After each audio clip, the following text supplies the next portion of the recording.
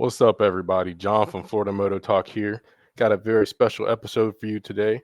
World Superbike is back at Catalunya, and we just finished the races. The Superpole and race one just finished, and we said it wouldn't take long. We said it was coming. We predicted it.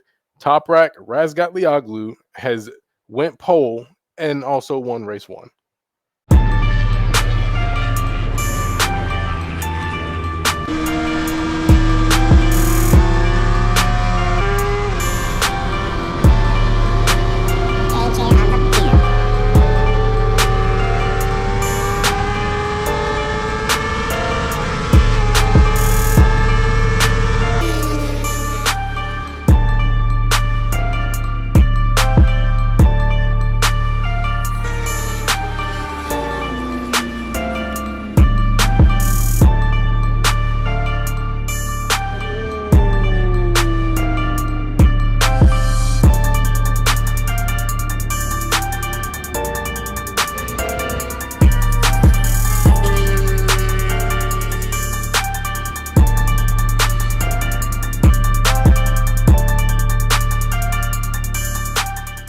Let's get into it. So the race is just finished, and this is going to be an instant reaction right here. We haven't done one of these before, but I really wanted to get this out because, man, this is going to be such a good weekend. We're only into race one so far, and man, the racing is just crazy right now in World Superbike. Also got MotoGP coming on in here in a little bit. I mean, yeah, we're stuck on the couch all weekend once again. But real quick recap. Let's just hop right into it. For those who didn't see the races, and for those who did see the races, I mean, it's going to be more of a review and some of the things that I took a note of during the races. But yeah, we'll jump into it. So going straight into the Superpole, man, Toprak, like as soon as it started, I mean, Joker just checked out, man. He was just locked in. The BMW looked great. The bike, I mean, it looked like it was on rails, except for when Toprak was under the hard braking like he normally is. It was sliding around a little bit, but man, he didn't have any moments or just anything. I mean, Toprak was just, he just locked in. He leveled up. He sent it. Absolutely crazy.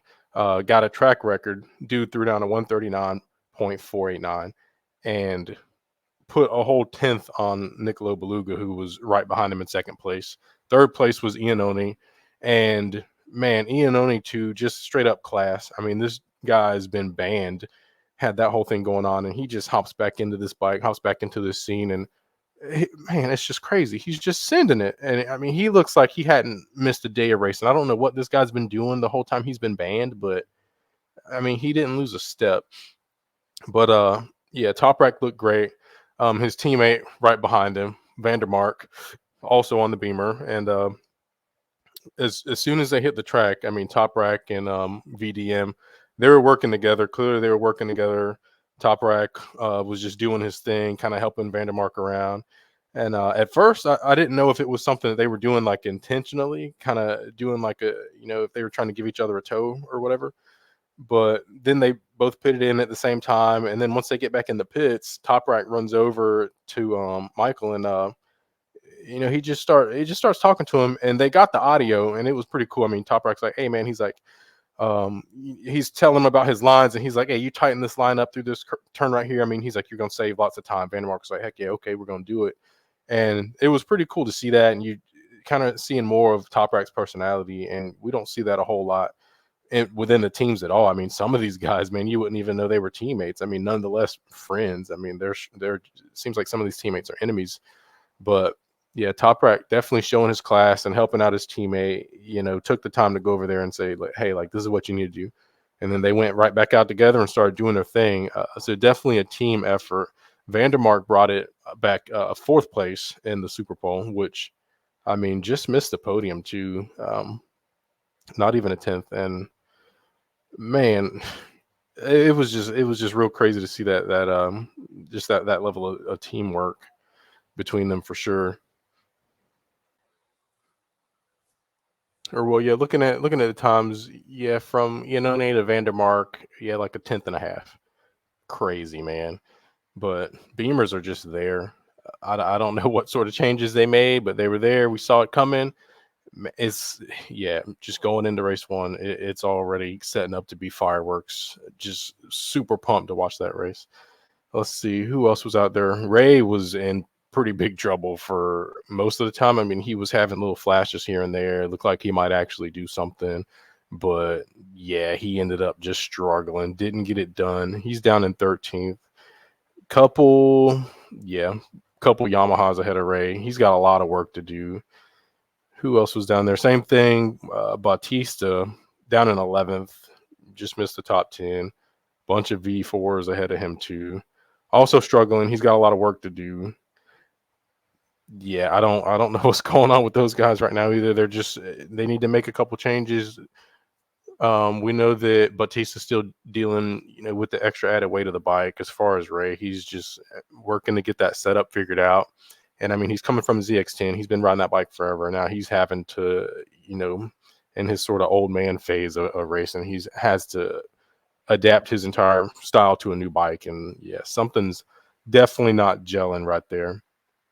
But yeah, with Toprak, I mean, circling back around, he was missing that top speed when he was on the R1. That was the issue. Everything else was good with him, but he didn't have that top speed that he needed to fight with the Ducatis. And yeah, we were talked about this on the podcast too, but we were really wondering, like, was Ray going to be able to get more potential out of the R1 than Toprak? Yeah, I didn't think so. And as of now, it doesn't look like he's going to. I mean, he's really struggling. He's really struggling. He's not getting any sort of potential, but I mean, there's still a lot more racing to go on. I mean, we got an entire season to get through, so hopefully he can get it dialed in. It'd be great to see him back up there fighting at the top. And let's see. Looking at some more of the BMWs, we had Scott Redding down in 12th. He actually beat, he beat Jonathan Ray for that spot. And then Garrett Gerloff was right behind Ray. He's down in 14th. Gonna have to do a little bit better than that, Garrett. But I mean, it's still, he's not at the back of the pack. I mean, solid mid pack right there. But hopefully he can get that done. But no really other crazy surprises there. And just Niccolo Beluga too. After the race, you could tell by his body language that he was definitely. I mean, he's second. I mean, anybody on earth would be happy with getting second in a Superpole, like in this grid and World Superbike. But he was completely upset about that. You can tell. The guy wasn't smiling or anything.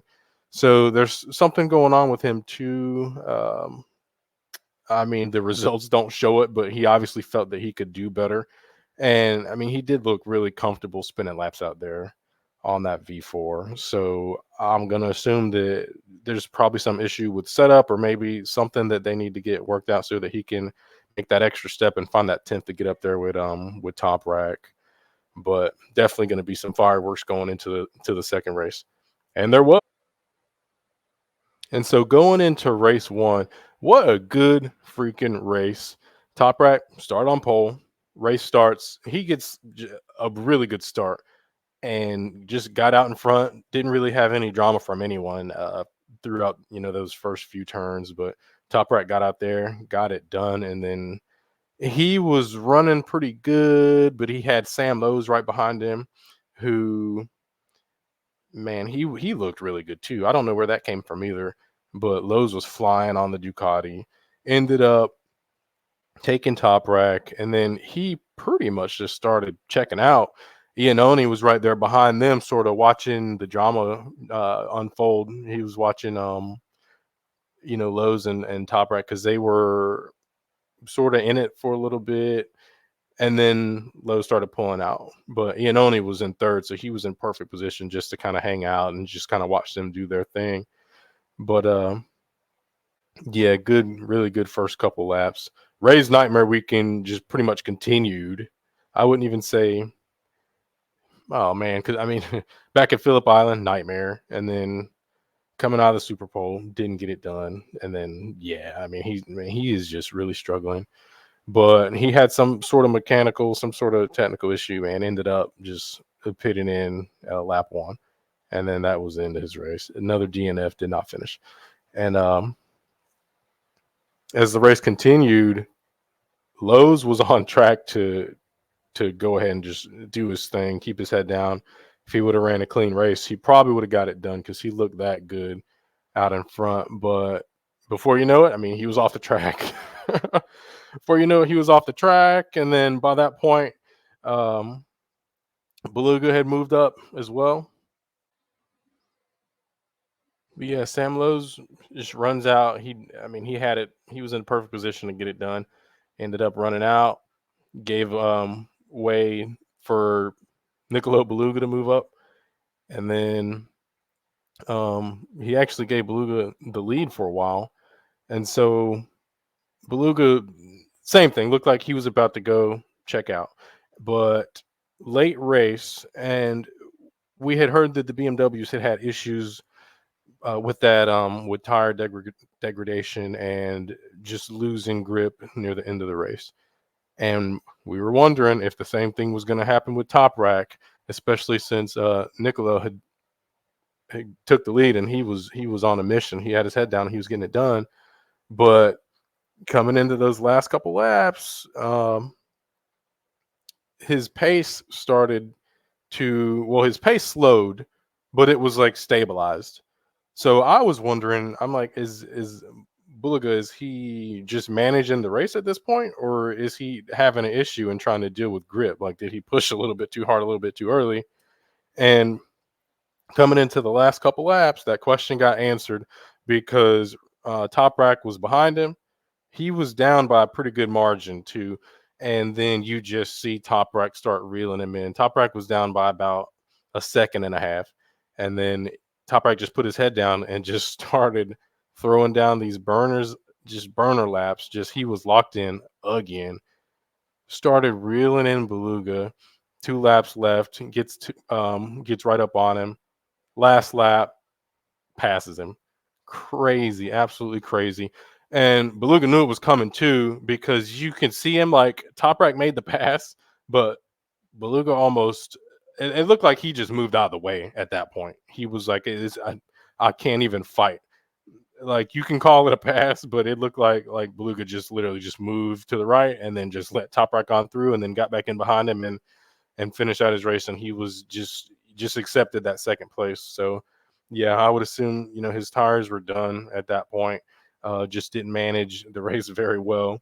And Top Rack did not have those issues with that tire fade. I mean, that last lap was a flyer. He had plenty of grip. He was on rails again, and man, it just looked great. I mean, he pulled that gap down past Niccolo, and then brought it home for the win. Crazy to see. We said it was coming. Second race weekend of the season. Third full length race, and we got a beamer.